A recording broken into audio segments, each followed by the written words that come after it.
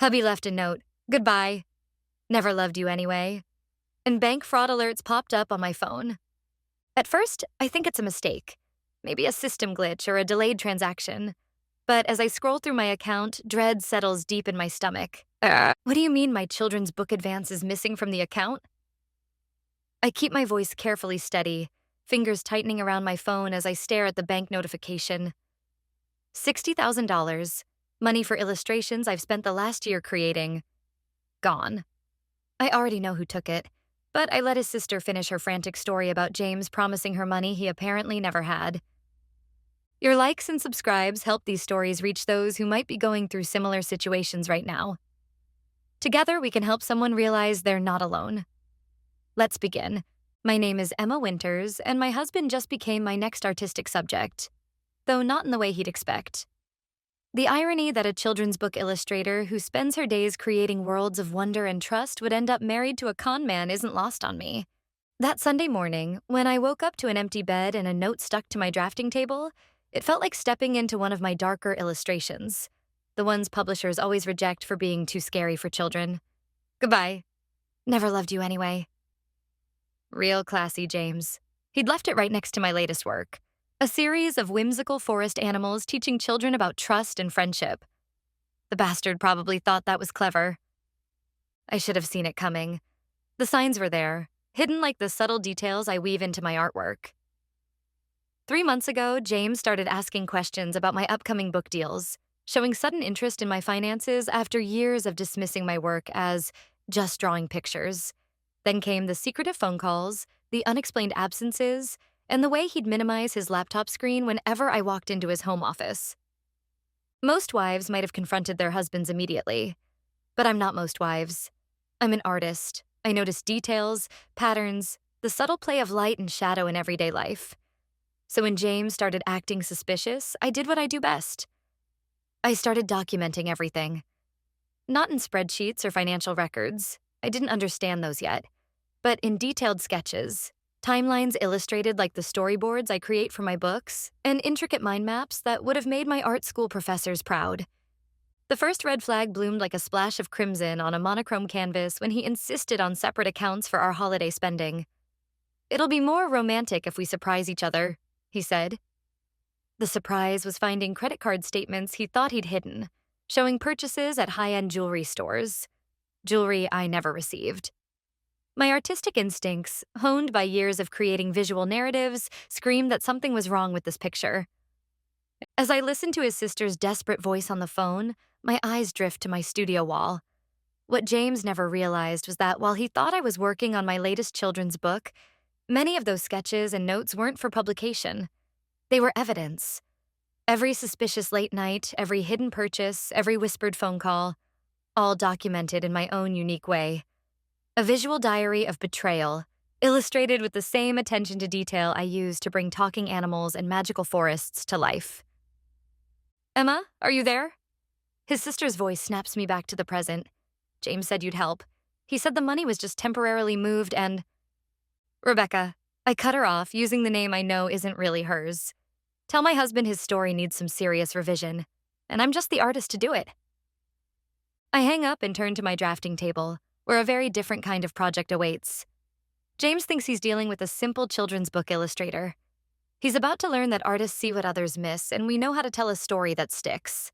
My phone buzzes again, notifications flooding in like angry wasps.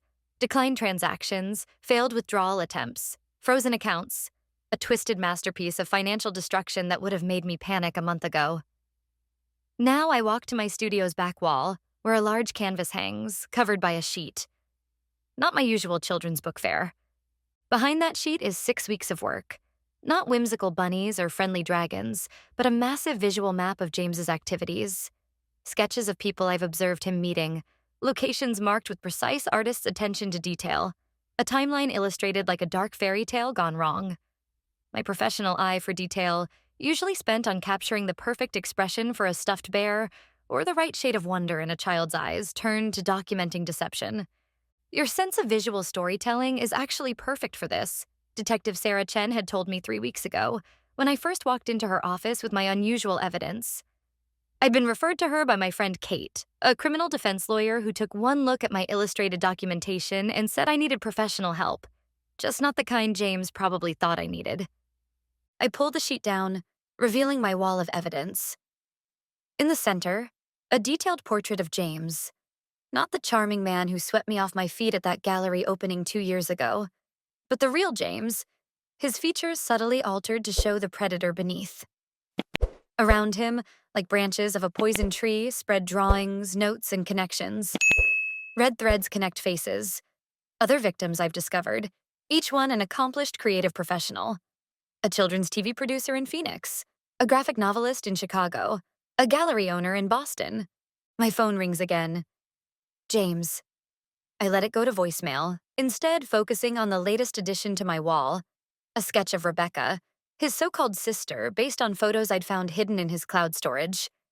The same woman appears in photos with his previous victims, playing different roles each time. Sister, friend, business associate. Another thread in his tapestry of lies. You have one new voicemail, my phone announces. I put it on speaker as I continue working. Emma, baby, please. James's voice fills my studio, hitting all the right notes of remorse and desperation. The same voice that used to tell me my illustrations would change children's lives. I can explain everything. I know the accounts look bad, but this is just a temporary business issue. I need you to trust me one last time. I pick up my favorite sketching pencil, the one I use for adding shadows to my illustrations. Trust you? I murmur to the empty studio, beginning to sketch another connection on my wall. Oh, James, you really should have paid more attention to what I do for a living. Artists don't just create. We observe. We see patterns. And your pattern? It's about to become my finest work. My latest children's book manuscript sits on my desk. The Wolf Who Couldn't Hide His Shadow, a story about a wolf who pretends to be a sheep but can't hide his true nature from observant forest creatures. My editor thinks it's just another clever moral tale. She doesn't know it's autobiography. The doorbell rings, right on schedule. Detective Chen stands outside with a team of forensic accountants, my new apprentices in a different kind of artistic endeavor. James thinks he's orchestrating a masterpiece of deception. He doesn't realize he's just a sketch in someone else's story, and I'm about to show him exactly how sharp my tools can be. I met James Harrison at my first major gallery showing 2 years ago. I was showcasing a series of illustrations from my breakthrough children's book, Dreams Take Flight. A story about a little girl who builds her own wings. The irony of that theme isn't lost on me now. Your attention to detail is extraordinary, he said, studying my illustration of the girl's workshop, filled with tiny sketched blueprints and scattered tools. If I'd looked closer at his expression that night, maybe I would have seen he wasn't admiring the artistry. He was studying my methodology. You really think about every element, don't you? He was different from my usual art crowd. No paint-stained clothes or eccentric accessories, crisp suit, confident smile, and a way of talking about investment portfolios that made them sound like works of art. I help people's dreams take flight too, he said, gesturing to my paintings, just with numbers instead of pictures. I married him 6 months later. Too fast, everyone said. But James had a way of making impulsive decisions feel like destiny. He turned my practical studio apartment into a sun-filled loft with a dedicated art space. Your talent needs room to grow, he said, as I set up my drafting table overlooking the city. Another piece of his canvas, I realize now. The first cracks in his masterpiece appeared subtly. I was working on a new book, The Treasure Keeper, about a magpie who collected secrets. James hated that one, I remember now. He'd walk through my studio, tense and irritable, whenever he saw the sketches of the bird's hidden treasury. Why are you drawing the lockbox in such detail? He asked one day, pointing to a page of preliminary sketches. I'd been practicing drawing different types of locks and safes, wanting to get the details right for the magpie's collection. Children notice everything, I explained, adding another layer of shadow to a combination dial. If I'm going to draw a lockbox, it needs to look real. The next day, I found my reference photos of bank vaults and safety deposit boxes moved to a different folder on my shared laptop. A week later, the laptop disappeared. Stolen from his car, he claimed.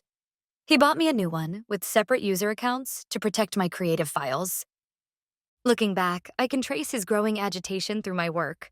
The day I started sketching bank buildings as background reference for The Treasure Keeper, he suggested I switch to a story about butterflies instead. When I began researching historical bank heists for artistic authenticity, he started password protecting his home office Wi Fi. Artists are so wonderfully unfocused, he'd say fondly to his colleagues whenever I asked about his work. Emma lives in a world of imagination. Code for don't take her seriously, don't worry about her questions, don't suspect that while he was at his office, I was creating something very different from children's books. The wall of evidence in my studio grew like one of my storyboards. First, just a few sketches. James at his laptop, face lit by the screen at 3 a.m. Then detailed drawings of receipts I'd found, business cards that fell from his pockets, locations of meetings I'd overheard him planning. My artistic training became my investigative advantage. Years of practicing photographic memory for scenes and details now turned to documenting deception. "You seem distracted lately," he said one night, finding me at my drafting table surrounded by sketches. He didn't look closely enough to see they weren't my usual whimsical illustrations. "Maybe you're working too hard." I smiled, adding another shadow to my detailed drawing of his recent bank statement. "Just trying to get the details right," I said. "You know how I am about authenticity." The breakthrough came during a children's book reading at the local library. I was sketching the kids' reactions, something I often do to improve my character expressions, when I saw her. A woman hovering at the back of the room, studying me with an intensity that didn't fit the cheery atmosphere of story time. "Your husband's name is James Harrison?" she asked afterward, her hands twisting a well-worn business card. His business card, but with a different company name. "Investment advisor?" Her name was Diana Wells, and she produced children's TV shows in Phoenix. Or she used to, before her husband, a charming investment advisor named Michael Green, emptied her accounts and vanished. As she talked, I sketched. Not my usual style, but quick, sharp strokes capturing her nervous gestures, the shadows under her eyes, the way her hand shook holding his card. "The police said there wasn't enough evidence," Diana said, looking at my sketch of her with surprise. "You captured exactly how I felt when I realized." "When did you realize?" I asked, adding another layer of shadow to the drawing. "When I found his planning notebook, full of details about me, my business, my habits. Like he was studying a mark, not loving a wife." That night, after James went to bed, I slipped into his home office. In the bottom drawer of his desk, behind a false panel that my detail-oriented eyes had noticed months ago, I found his notebook. It wasn't filled with financial records or client notes. It was filled with sketches, crude compared to mine, but methodical. Maps of relationships, timelines, habits of his targets. He'd been creating his own twisted storyboards, and I was just his latest character. The next day, I started my biggest project yet. While working on my latest book, The Detective Dragonfly, about an insect who solves garden mysteries, I began my real masterpiece. I turned my second studio, the one James never visited because of the paint fumes, into an investigation hub. I created detailed portraits of every person in his notebook, cross-referenced with social media and public records. My illustrations, meant to capture the wonder in children's eyes, now captured the patterns of a predator. Every woman was like me. Creative, successful, independent. Each one had lost everything to a man with James's face, but different names. Detective Sarah Chen found me through Diana. "Most victims get angry, get even," she said, studying my wall of evidence. "You got creative." "I'm telling their story," I replied, adding another connection to my visual web, just not the kind that ends with happily ever after. On my drafting table, my children's book work continued. James saw what he expected to see. Simple sketches of a dragonfly following clues. He didn't notice that the clues in my illustrations matched his banking patterns, or that the map of the garden was really a diagram of his shell companies. The pieces fell into place like colors in a complex illustration. James wasn't just running marriage cons. He was using his victims' creative businesses to launder money from larger schemes. Each woman's professional reputation had been weaponized, their networks exploited. My own children's book contracts had become his latest canvas. "Your new book seems different," he said one evening, glancing at my drafting table. "Darker, I looked up from my sketch of a particularly clever dragonfly examining bank statements. Just adding some mystery, I said. Kids love to solve puzzles. So do I, James. So do I. The trap I set was worthy of my best illustrations. Layers upon layers of carefully crafted detail. Like how every scene in a children's book has to work on multiple levels, each part of my plan had its own purpose. James thought he was following his usual script. He didn't realize he'd become a character in my story. The Detective Dragonfly was set to launch in 3 weeks. James didn't know that the launch party guest list included Detective Chen, 3 FBI agents, and 4 of his previous victims. He also didn't know that every bank he'd been using had been quietly flagged, every transaction documented in both police reports and my detailed sketches. The dominoes started falling on a Tuesday morning.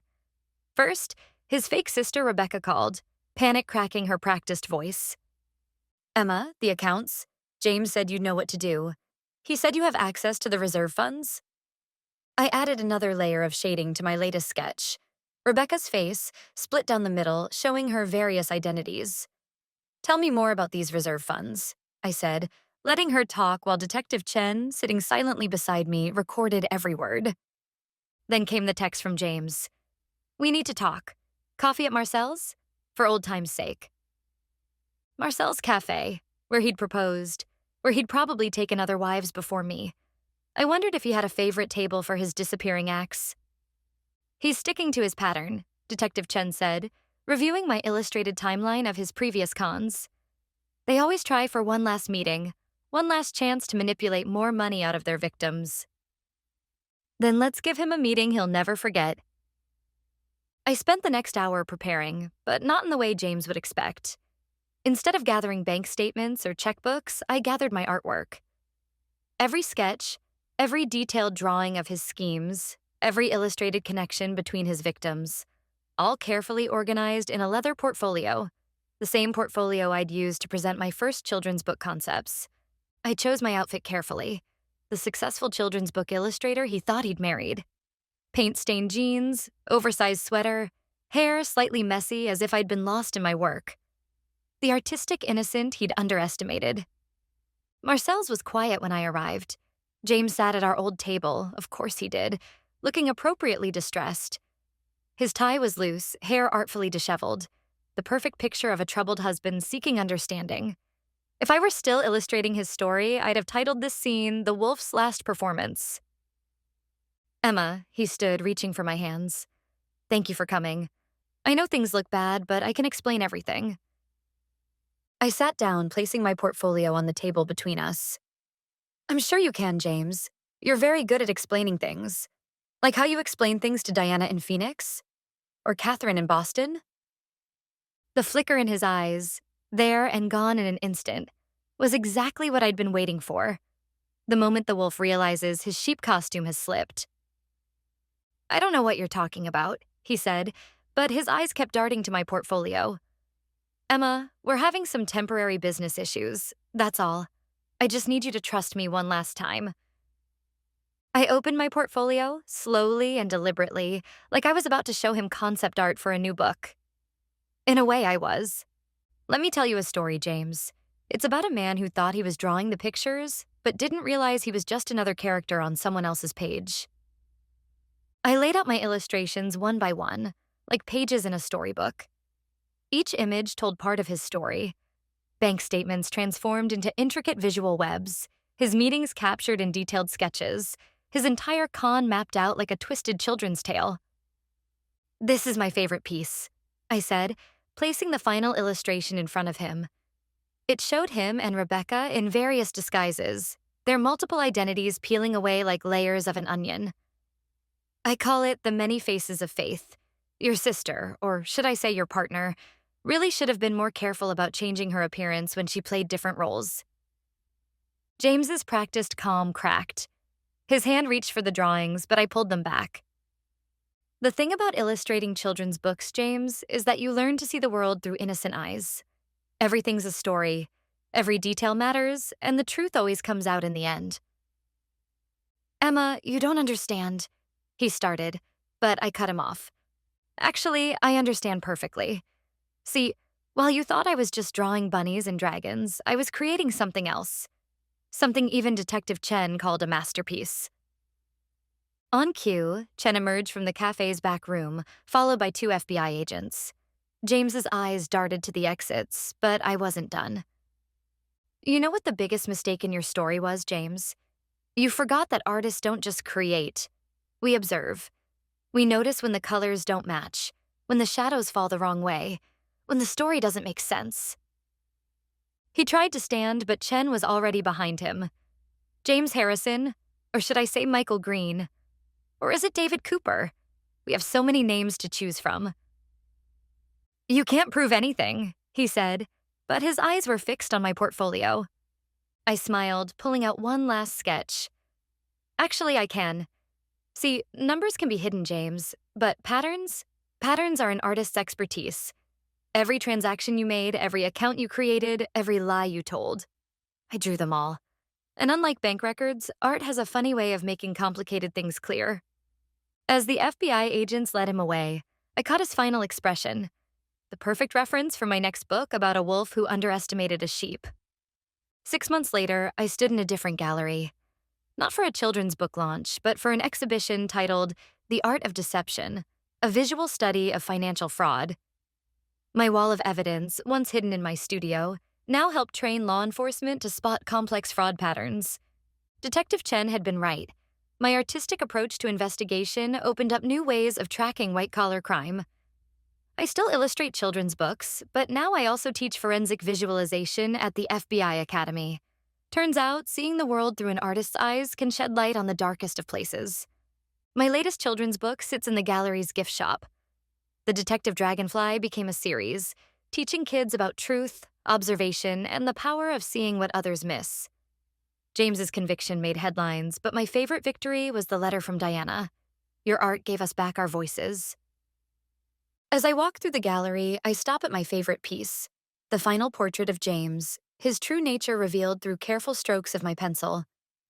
Below it, a simple caption reads, "Sometimes the biggest lies are uncovered by the smallest details.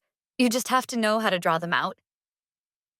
If this story made you think about the masks people wear in relationships, hit that like button so more people can see it. Drop a comment. Have you ever discovered someone wasn't who they pretended to be? How did you handle that heartbreak? Let's share our stories of healing and strength. And if you want more stories that might just save you from making the same mistakes I did, subscribe and check out the next video.